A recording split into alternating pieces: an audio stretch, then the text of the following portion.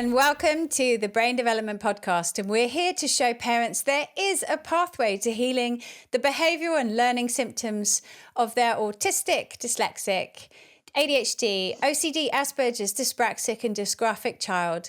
And our purpose is to help empower parents to understand how they can build their child's brain from the bottom up to invoke change. And today we have the amazing Vicky Finlayson from Happy Healthy Unicorn. Hi. Hey, so nice to be here. Thank you for having me. I really appreciate it. So today, Vicky, we're going to be talking about picky eaters, because whenever I have people in clinic or I speak to parents and we start talking about that gut to brain connection and the real importance of getting the gut healthy for any of these children with neurodiversity, we really do stumble over a few things, and those things end up being, my child is only eating a few foods.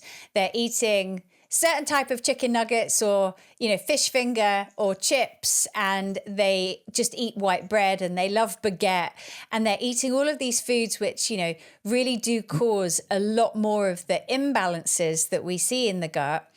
And I always get to a point where parents really just feel very reluctant in taking those foods out.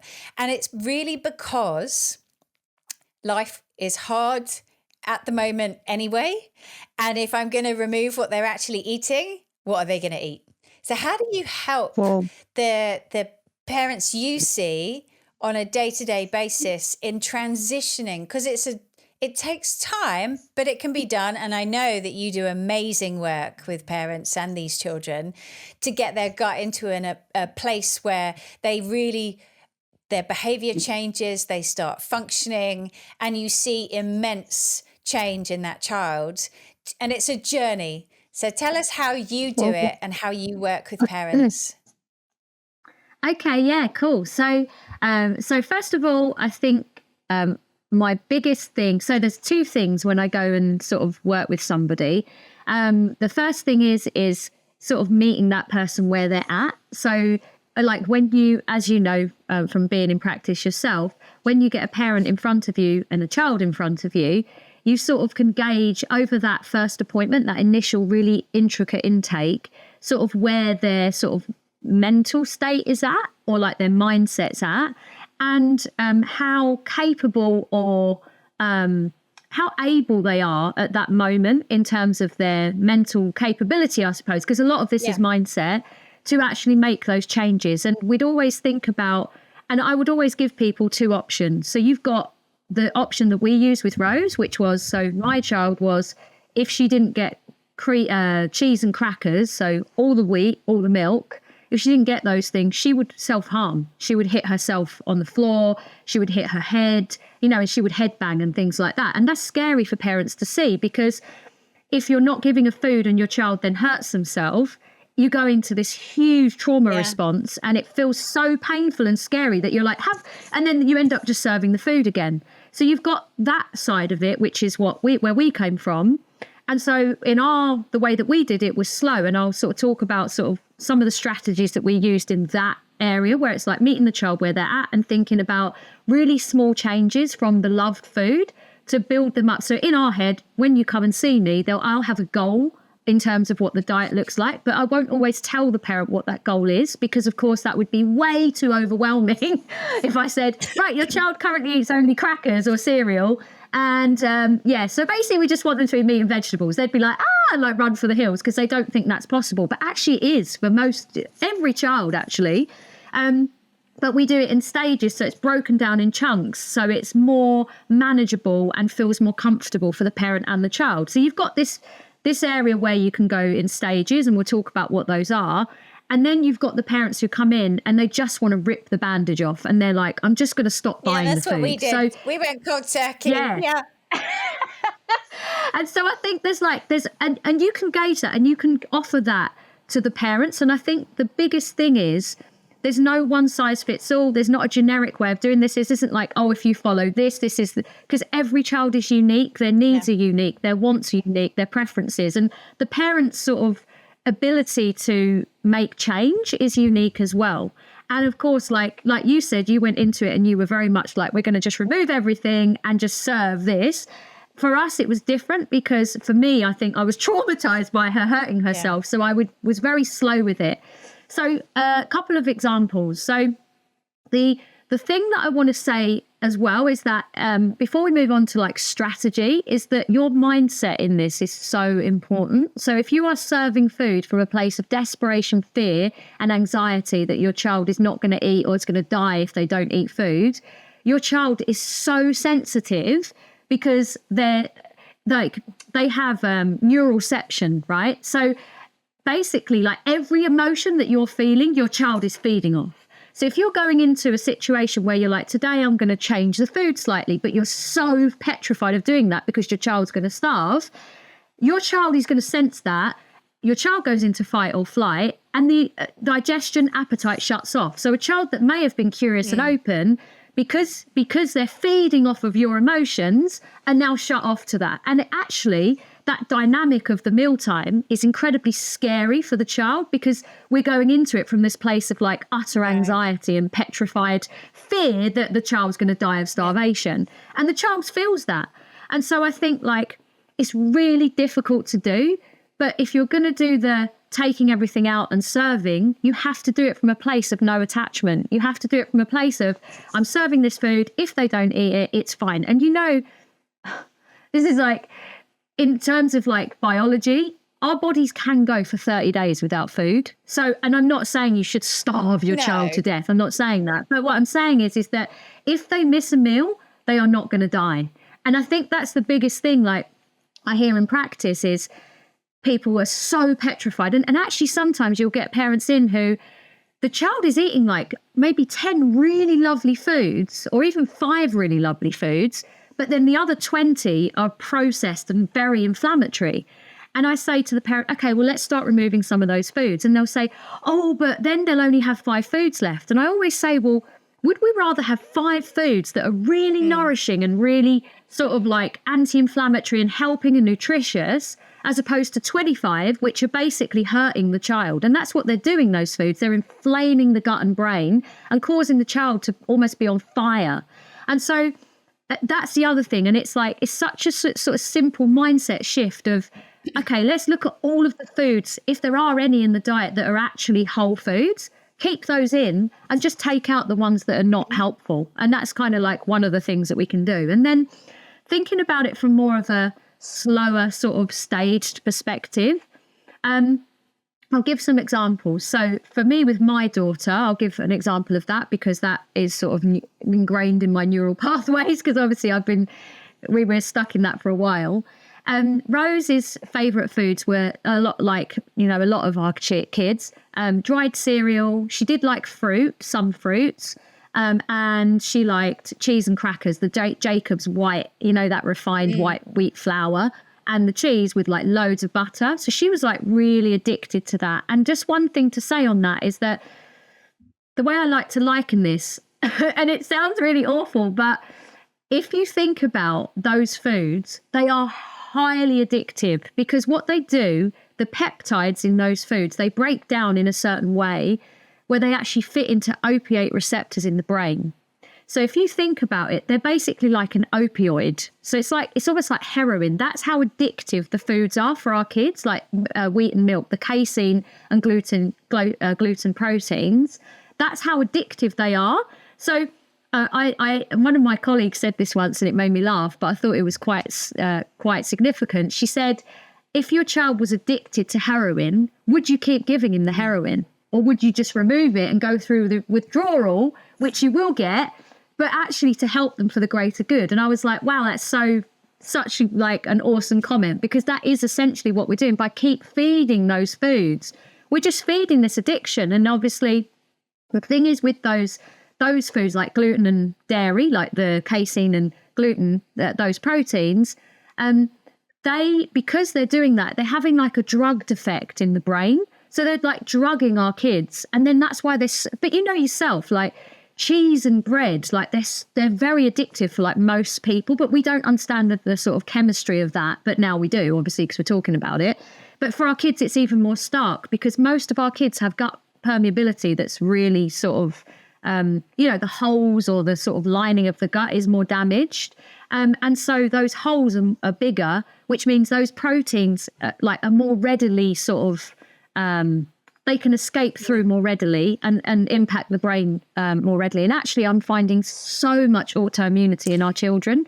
And so that, obviously the gluten is unhelpful for that as well, because it can trigger autoimmunity. So, so then in terms of like going from a more slower perspective, as I was saying with Rose, she was addicted to those foods. So what we did is without even realizing what this was back then, we did something called food chaining, but I didn't even know what that was then. I hadn't looked it up, but it felt logical in my brain to do it like that. So we would do things like, say the wheat cracker was a square white cracker.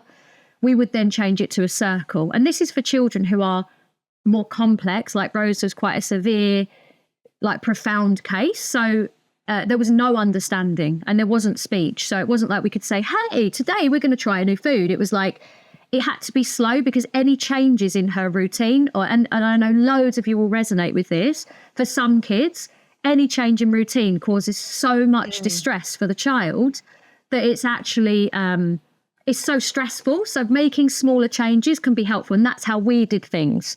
So the square cracker, we'd then change to, it would be exactly the same, but it would be a round cracker. This is a slow-assed way of doing it, pardon my French, but it worked so well for us. And honestly as well, like just to sort of give you reassurance to anyone that's listening, this can take months, this can take a year, but the end result is just like so worth it, because after we removed those proteins, Rose, within like months of removing those, started to stop having the ear infections that she was having every day. She stopped smashing her head on the floor. She started to like vocalize some sounds and like, her way of like singing. And so it's so like, this is so important. And like, I have to stress this. So anyway, so then we would change it to a round cracker. And then we might do, so now she's like, okay, yep, she's adapted to that bit and that's fine. And then we might do a round cracker with like chia seeds in it. They're tiny, like little tiny ones. So then we might do that. And then you might change it to like a rice cake. So it's round. So can you see the line? There's like, we'll just go along very slowly. And then you might start serving the rice cake with like some sunflower seeds next to it. And then actually our chain, and I could probably upload a picture for people to see a visual, because I'm very visual and I like looking at pictures. It went from this buttered, dense cracker, wheat cracker, to sunflower seeds, because obviously sunflower seeds are white. So we were like, okay, let's find a seed that looks like it's in the cracker. But that's kind of how we did that. And it depends on the child, but you can always find a way of like making this work in whatever way. Like I've got a little girl at the moment, and she came in and her mum was really upset about the child is extremely anxious as a teenager, and the mum was really scared of changing foods. And this child's really into like Japanese anime and things like that. Yeah. And so we found this and it was like, and she likes going to the Japanese shop and looking at all the foods and stuff like that. And so we found like loads of different awesome ways of like incorporating this anime theme into her food. And like, so we created smoothies that were in like anime superhero themes in different, like with different Japanese foods in there. And it was like, and that felt safe to her because it was like a known thing. It felt fun. It felt safe, exciting. And also she could go into the Japanese shop, which was a familiar, safe place to her, and pick out foods that were in colours. So it wasn't like, you have to eat vegetables today. It was like, we're going to go and find a purple thing from the Japanese shop and put it in this purple anime superhero smoothie. Like there's so many ways that we can think about it. I love the way you work with your parents. It's so brilliant because you do, in fact, you go to such a bespoke level to actually make it work for them. And that's what is so brilliant. And that's why it works when you work with parents. And if they stick to your advice and they continue through on that journey, because it is a journey. I mean, you change your diet doesn't stop in 2 weeks' time. You have to continue it. And, you know, you're not going to see the profound changes and your child's going to start speaking in like the third week. It's a journey.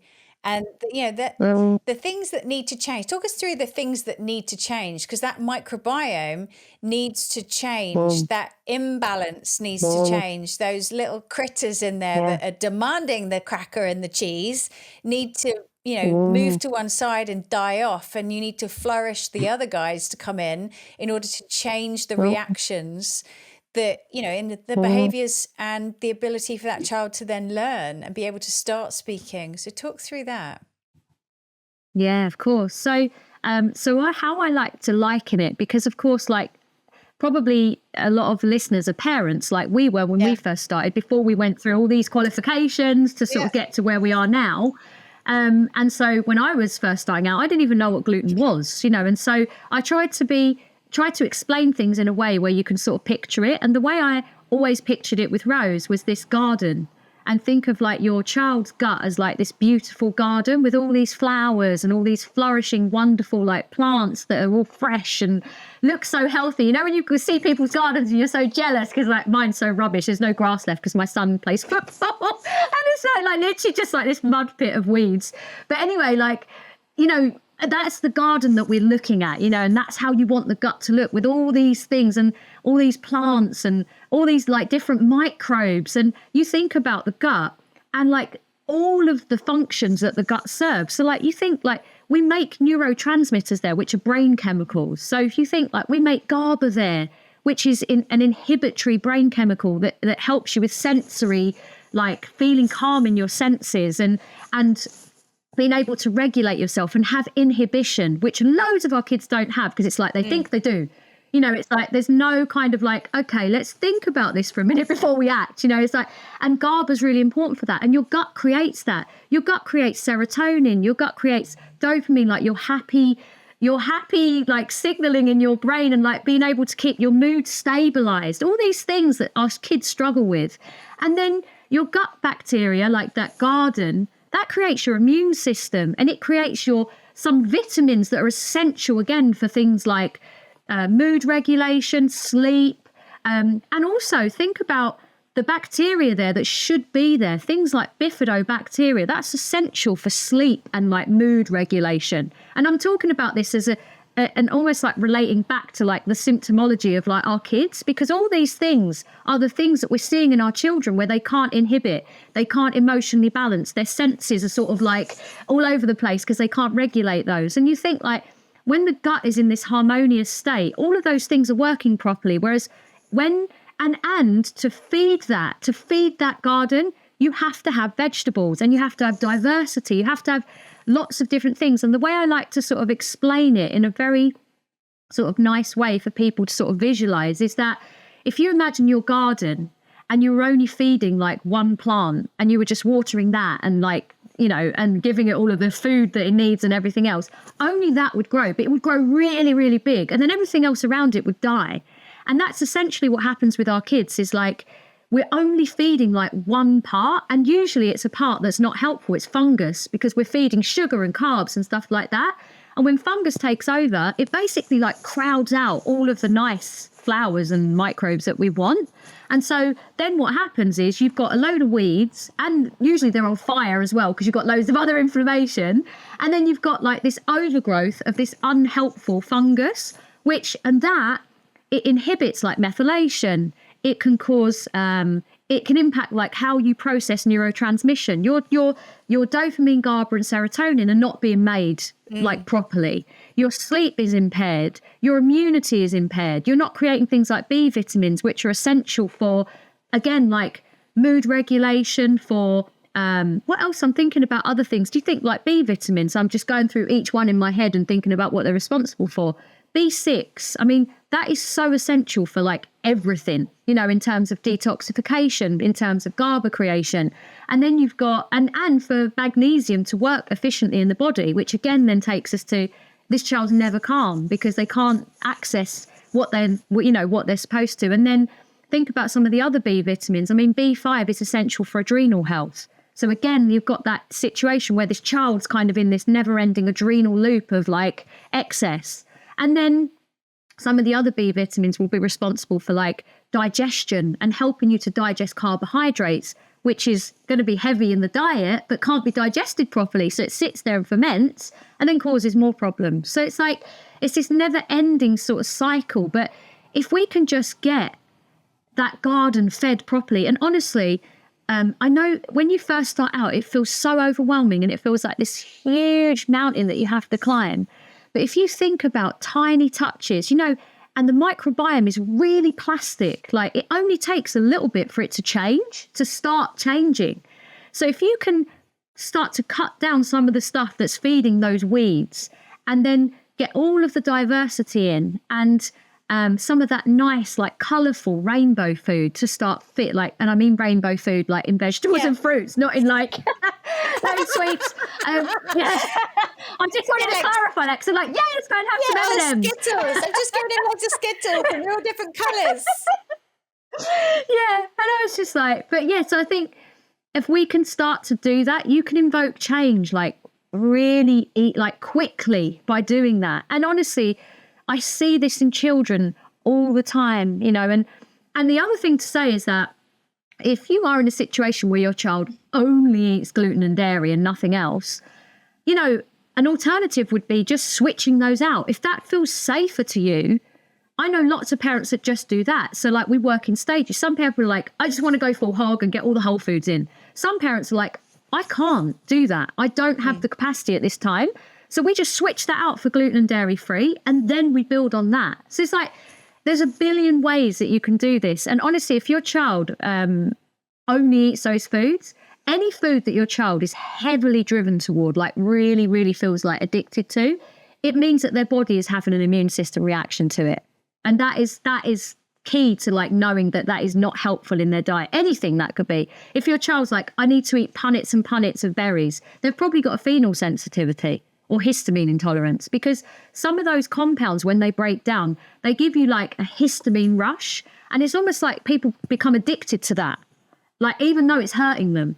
So it's like all of these things we can sort of think about when we're feeding our kids. And yeah, I think that the most salient point to think about is that there's always a way. There's always a way to do this. And I think when you start out, it feels like, I was just saying, like it feels like such a big thing because the food is such an emotional thing as well. The other thing I wanted to say is that some children, because there's been so much trauma around like meal times, that is a memory now.